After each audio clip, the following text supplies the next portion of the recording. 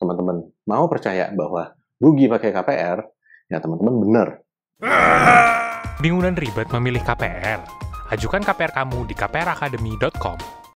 Halo Sobat KPR, kali ini kita akan bahas tentang cara menghalau kegalauan pakai KPR. Saya tahu kalau Sobat KPR pasti di saat nih mau mengambil keputusan, saya akan ngambil KPR atau enggak, ini pasti banyak sekali hal yang dipertimbangkan, banyak hal yang dipikirkan, dan banyak mitos-mitos juga yang masuk dan meracuni pikiran teman-teman. Gitu. Pada episode kali ini, saya akan coba bahas satu persatu keraguan-keraguan apa sih yang sering timbul dan bagaimana cara mengatasinya. Jadi, ikuti terus videonya sampai akhir ya, supaya teman-teman nggak kelewatan satupun tips yang berharga ini. Penyebab keraguan-keraguan kita pakai KPR, biasanya itu pertama disebabkan karena KPR itu merupakan komitmen jangka panjang. Kenapa jangka panjang? Ya karena jangka waktunya panjang sekali. Bisa 20 tahun, bahkan ada yang bisa sampai 30 tahun. Itu sudah seperti menikah gitu. Jadi banyak yang mungkin pada saat mau melangkah, ini bisa nggak ya gitu. Jadi maju mundur nih gitu. Bisa nggak ya saya alokasiin segini terus setiap bulan gitu. Bisa nggak ya nanti kalau tiba-tiba bunganya berubah jadi bunga floating, mengalami peningkatan angsuran, saya masih sanggup bayar nggak ya? Bisa nggak ya kalau nanti anak saya sudah harus sekolah, ada biaya-biaya tambahan ini dan itu, saya masih sanggup terus bayarin KPR-nya. Bisa nggak ya? Nah, ini memang jadi hal yang seringkali sangat bikin teman-teman tuh jadi tertekan gitu. Kenapa? Karena sudah membayangkan sesuatu yang jauh-jauh banget gitu. Waduh, nanti kalau misalnya lagi nyicil KPR, terus tiba-tiba masalah, tiba-tiba kena PHK gitu. Seperti yang banyak terjadi selama pandemi ini, nanti saya bagaimana ya? Nah, saya paham. Ini sebenarnya adalah hal yang sangat wajar untuk teman-teman khawatirkan. Tapi kalau teman-teman berpikir terlalu jauh untuk membayangkan hal-hal yang mengerikan seperti itu, teman-teman bisa-bisa nggak melangkah-melangkah juga nih. Nah, solusi yang teman-teman bisa coba lakukan adalah teman-teman harus menetapkan hati bahwa saya mau punya rumah, saya mau punya apartemen, saya mau beli properti, dan saya nggak mampu dengan dana saya sendiri. Jadi mau nggak mau, saya harus pakai KPR. Nah, saya yakin dan percaya bahwa saya bisa menyelesaikan KPR ini.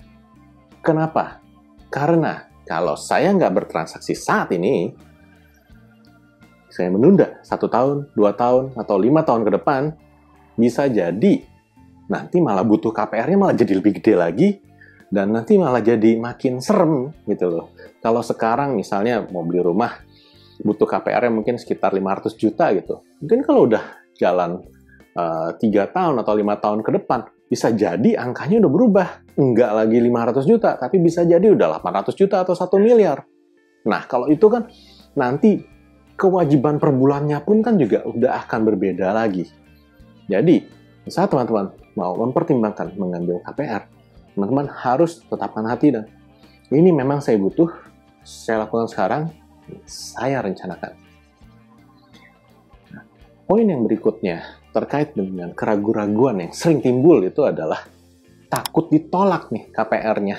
Gitu. Wah, kalau saya ngajuin kayak gini, nanti ditolak atau setujuinya kurang, kayak gimana ya? Saya mesti ngapain ya? Bagaimana? Gitu. Nah, untuk poin ini, solusi utamanya adalah teman-teman harus cari tahu lika-liku KPR. Nah, kebetulan kan, zaman now udah ada KPR Academy, di mana teman-teman bisa belajar banyak banget soal KPR.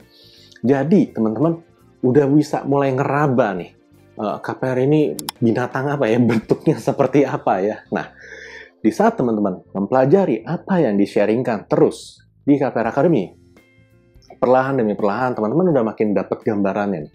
Oh, oke. Resikonya seperti itu. Oh, oke. Kalau resiko seperti ini, baiknya saya harus ngapain?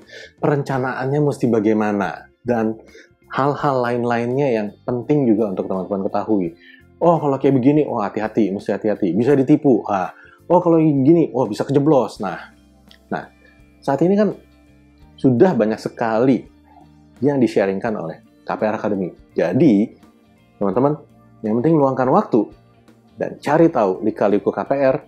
Dan saya percaya, teman-teman pasti akan lebih pede pada saat nanti teman-teman mau mengajukan KPR dibanding teman-teman nggak tahu apapun soal KPR.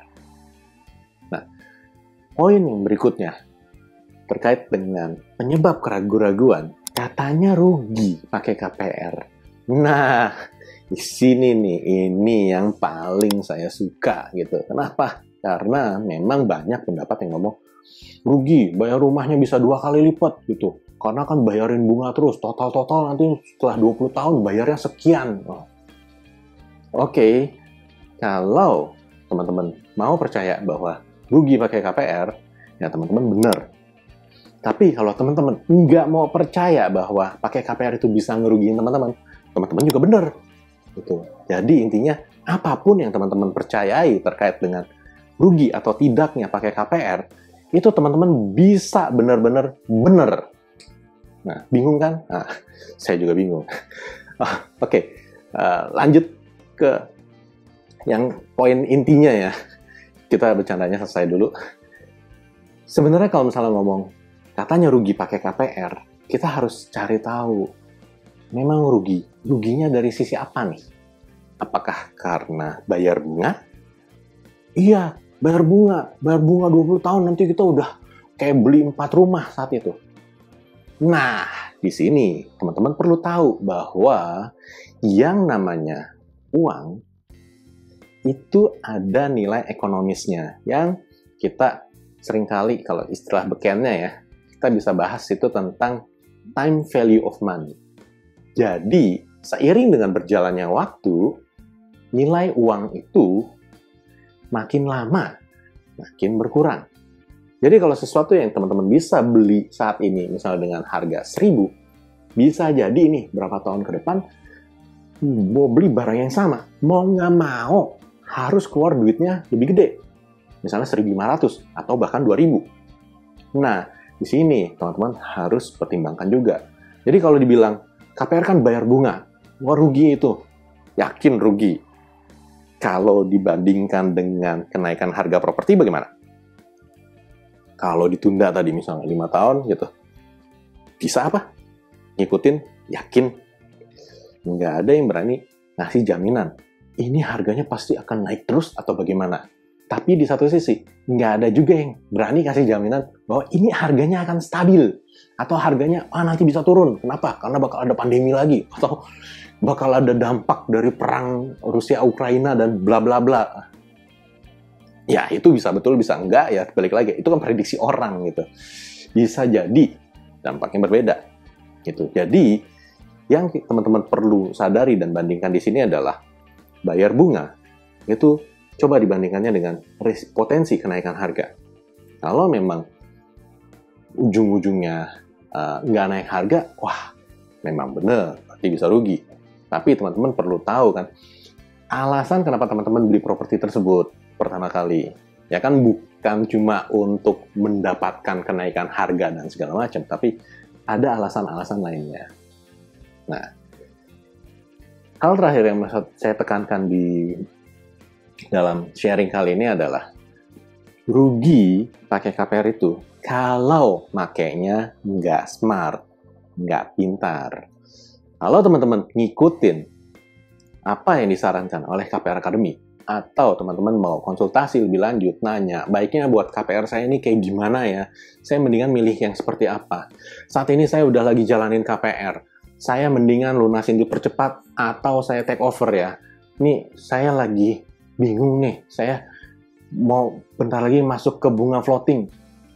Tapi saya nggak punya persiapan apa-apa. Saya mesti ngapain? Nah, teman-teman boleh nanya lebih lanjut dan nanti tim expert di KPR Academy akan bantu sesuai dengan kondisi yang teman-teman alami, gitu. Karena balik lagi, kita nggak bisa kasih jawaban yang generik sama semua orang. Kenapa? Karena kondisi setiap orang berbeda. Bisa jadi gajinya memang sama, tapi bisa jadi biaya hidupnya kan berbeda karena tanggungannya berbeda, beban keluarganya berbeda. Nah, itu salah satu contoh. Nah, Jadi, kalau teman-teman mau praktekin apa yang di-sharingkan KPR Academy, teman-teman sudah menjadi pengguna KPR yang smart, atau teman-teman bisa juga konsultasi langsung sama KPR Academy supaya teman-teman bisa menghindar dari kerugian pakai KPR karena salah langkah. Oke, sampai di sini dulu episode kali ini. Semoga teman-teman bisa dapetin insight yang berarti, dan jangan lupa share ke teman-teman yang lain ya, supaya lebih banyak yang tahu dan lebih banyak yang nggak ragu-ragu lagi, nggak galau lagi mau pakai KPR atau enggak. Jadi bisa melangkah dengan berani dan pede. Oke, sampai jumpa di episode berikutnya. Bye!